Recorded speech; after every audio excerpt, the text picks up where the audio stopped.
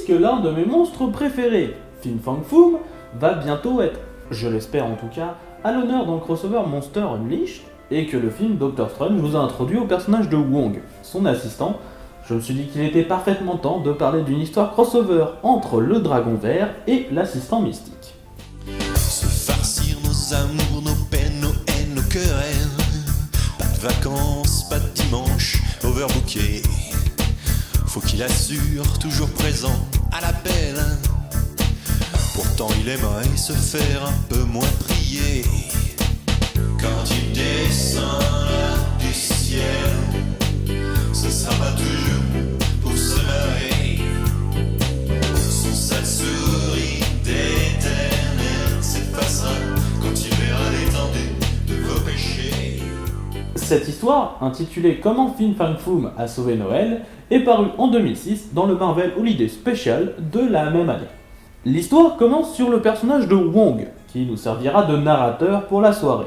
Celui-ci nous explique que New York est bien différent de son foyer, le Tibet, où les fêtes sont différentes, comme Noël, et que l'on y trouve moins de lamas. Oui, alors, pas les lamas, les animaux qui, si seigneur, quand lama fâché lui toujours faire ainsi, mais les lamas, avec deux L, les personnes qui ont atteint la paix intérieure. C'est pour ça d'ailleurs qu'on voit sur toutes les cases des personnes qui s'engueulent. Alors que Wong nous explique que c'est une époque de bonne volonté, quelqu'un le pousse volontairement dans une autre personne.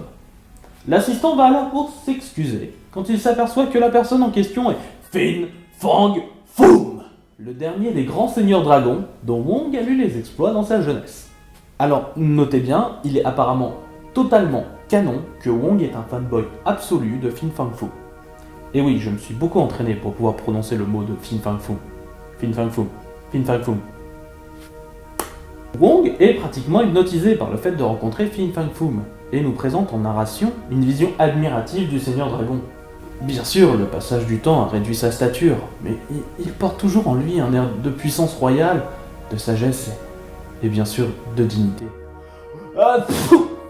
J'ai presque envie d'annoncer que je veux, alors pas une série parce que le concept serait beaucoup trop étiré, mais une mini-série sur le duo que forment les deux.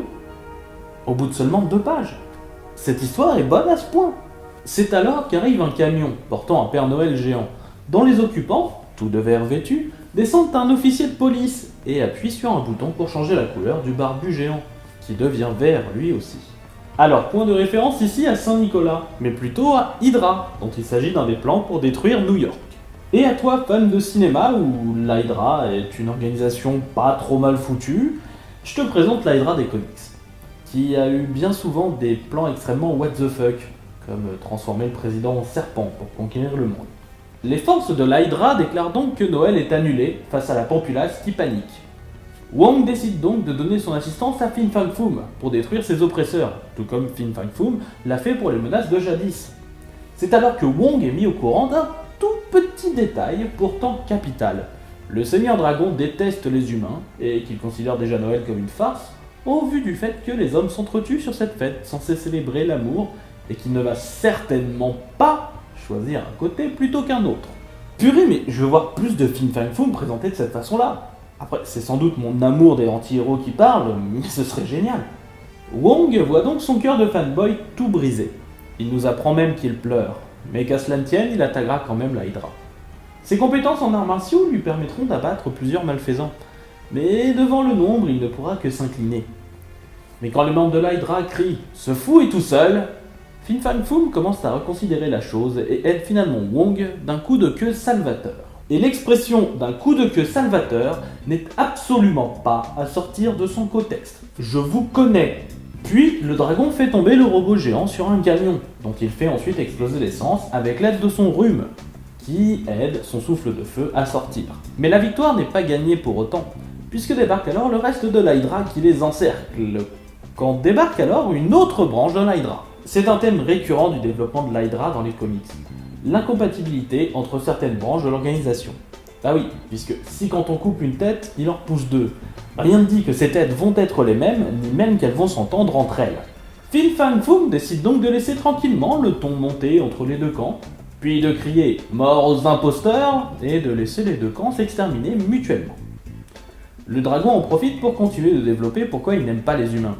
Tu vois, même vos groupes terroristes psychotiques n'arrivent pas à s'entendre.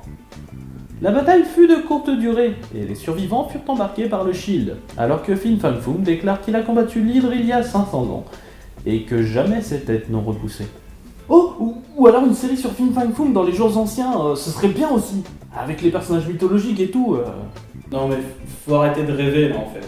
C'est pas le but de Noël, de rêver et de croire à des choses impossibles pour le moment, comme l'amour et la paix entre les peuples. Dit comme ça. Wong, par contre, a toujours du mal à encaisser ce que son idole a dit à propos des humains, et lui demande donc pourquoi il a finalement choisi de le sauver.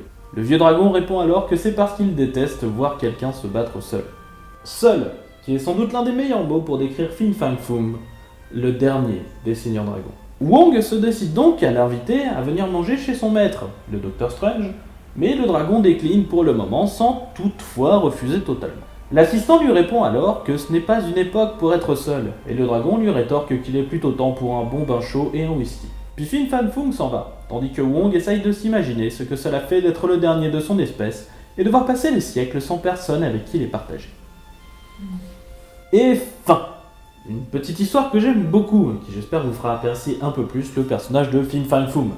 Malheureusement un personnage trop peu exploré par les auteurs.